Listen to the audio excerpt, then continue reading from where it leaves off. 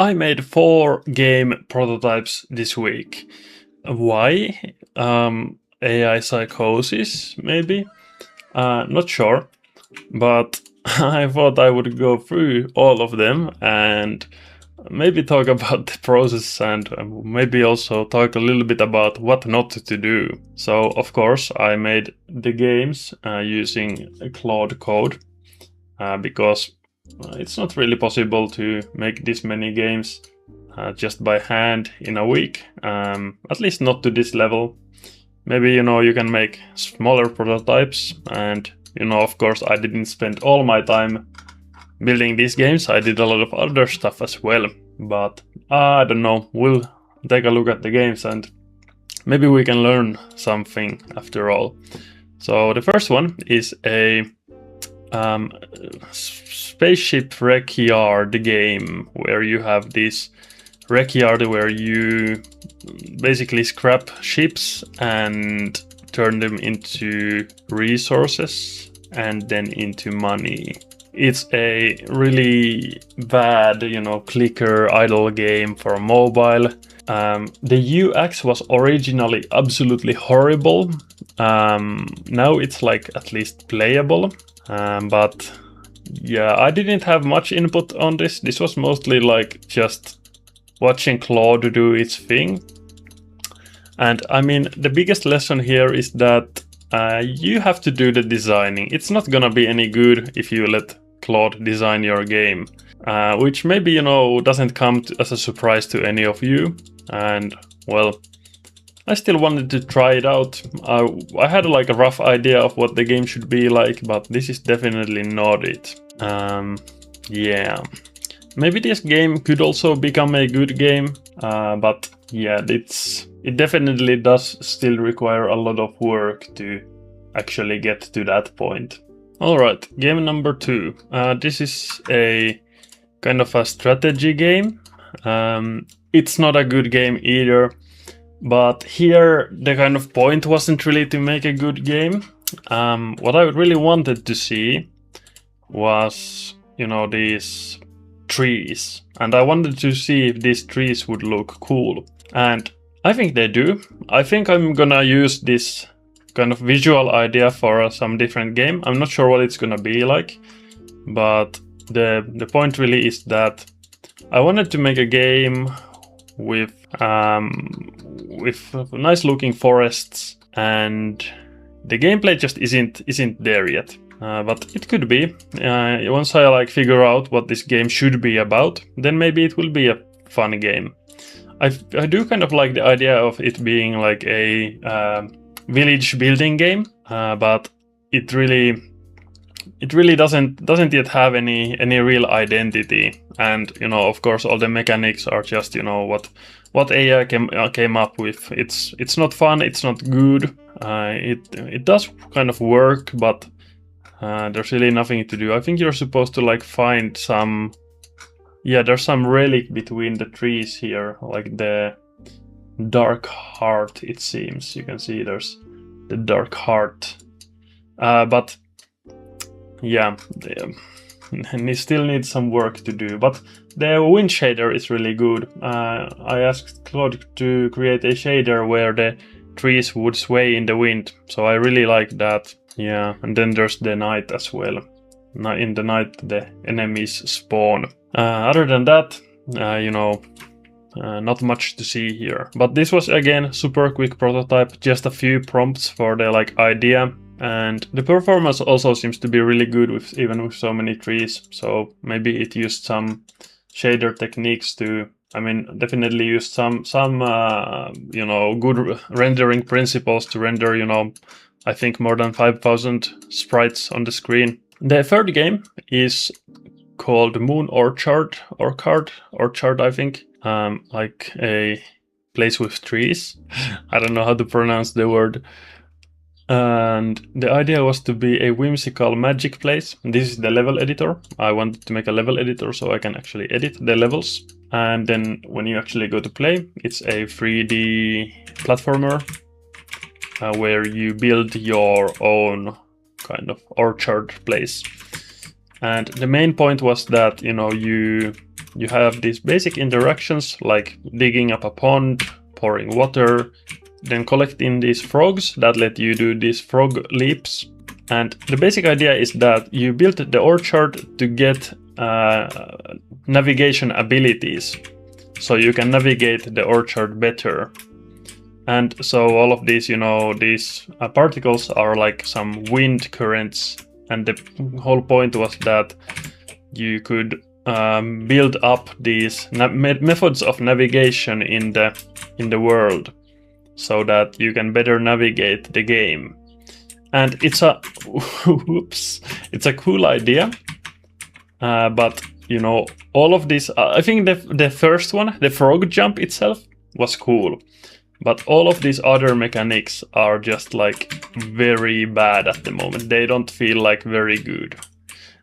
So if this game was to work, it would need a lot of iteration to actually make the mechanics feel good to use. Otherwise, there is no game. And I'm not really a 3D modeler, so these are just made from simple shapes. Claude made most of these, but I also asked it to create a level editor. I asked Claude to also create a not level editor, but a character editor, so that I can actually, edit the characters myself. But this is extremely tedious, because you're editing them, one shape at a time, with poor controls. So I'm not sure what I'm gonna do with this. I cannot make the whole game like this. It's gonna take ages. With proper 3D editors, it's at least like made to be kind of convenient. I don't know how I'm gonna make this fast enough and convenient enough to do any editing realistically. So you can see now the hat is a bit lower down. But other than that, I kind of like the idea, but I'm not sure if I really want to take this to the extremes, to the kind of place where it deserves to go. I do like the jumping mechanic. The kind of point here was to make it so that you don't really have to aim, you cannot really miss, and I think that works really well for the game. It's supposed to be something where you can play it on mobile or console, and it's super easy to control. And you still can actually control the jumps and miss, but there you actually have to really try to miss. And oops, I also made some quite friendly edge safety features where you cannot really accidentally fall off the edge. So I wanted to make it really forgiving, so even if you're playing this on mobile, you still, it's not frustrating or anything. And then the idea is that the game eventually expands to be really vertical. I can't really aim up high, but the idea would be that it goes really, really high up. So the aiming needs to be fixed for sure for that. Whoops. The UI is scaling weirdly when you zoom in. But yeah, we'll see. We'll see what happens. Maybe I'll keep working on this. Maybe I won't. Not sure yet. The last game I made this week was a tower defense game. Unfortunately, it's really bad. I kind of liked the idea of having a tower defense game where you try to, where you kill the enemies, you get resources from the enemies, then you have to process the resources to make more progress. But this is, I don't really like it so far. I was for the inspiration, I was kind of thinking of, these Minecraft mods, where you basically have these real massive arcane factories where you have magic systems that have complex interactions, and then you try to get more resources out of your magic resources and basically expand this magic tech tree. But yeah, it's not very good as it is. It might become a cool game, but it needs a lot more work. yeah, so here you can kind of see the main idea of the game. You have this kind of collectors who collect the bones and bring it back to this kind of bone grinder that grinds up the bones for resources. And you know, currently it's kind of stupid. You have this mana thing for building the towers, and then you have to refine the bones twice to make these things to upgrade the... You cannot even see it. It's okay, there we go. Yeah, you need these things to upgrade your towers that are created by the bone refinery, and you need to grind the bones first and then refine them. But the mana itself is just like you get 1 per second of mana, and that's what you use to build the towers. So there's really no economy. So it in its current state, it's just really bad. But even with the upgrade mechanic, it's not really enough. Now, I mean, you know, it's my fault. I like prompted it to be like this, so I would need to actually design it to make sense for it to be a good game. But I'm not really feeling it at the moment. Yeah, I don't really know, like maybe tower defense games as a genre, like just having these top-down tower defense games, I feel like it's such an old genre that it's very played out. Like I don't know what would be actually interesting in a tower defense game anymore. But you know, maybe I'm wrong. Maybe there's still a lot more to explore in the genre. Who knows? So yeah, these were the 4 games that I made this week. You know, there are some ideas that are really cool, at least the 3s, if nothing else. And these are like super simple sprites I just drew in a couple of minutes in Krita. And for all the other games, the visuals are like generated. It's not image generation, they are just geometric shapes that are like put together by Cloud Code. Same with these, it's just, you know, the simple shapes, geometric shapes. So it's a pretty interesting way. The AI tools make the placeholder programmer art for the games.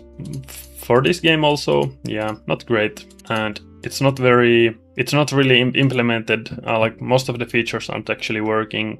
Now I've been thinking like what led to me making the 3 games. And I feel like, you know, using the AI tools to make games too much is kind of leading to a situation where, you know, it's hard to have patience to actually keep working on a single vision. And then when the vision doesn't look good immediately, then you are like super tempted to try something else right away instead of working on your one idea for a longer time. So I feel like, you know, this is the wrong approach, and maybe I need to come up with a different way of making games instead of just making a prototype and expecting the prototype to be fun. I would actually need to work on the vision a bit longer, perhaps. But you know, that's also difficult because, like, when do you know if your game idea is actually worth making? For me, I figured that would be after making the prototype, but now I'm starting to think that I cannot just keep making the prototypes, and the prototypes on their own don't even really tell you if it's worth making or not. So I guess I'll have to do still more thinking about it and more something. Let me know what you guys think. Have you guys yet run into this problem where you keep making prototypes but not committing to anything? I'll see you in the next one.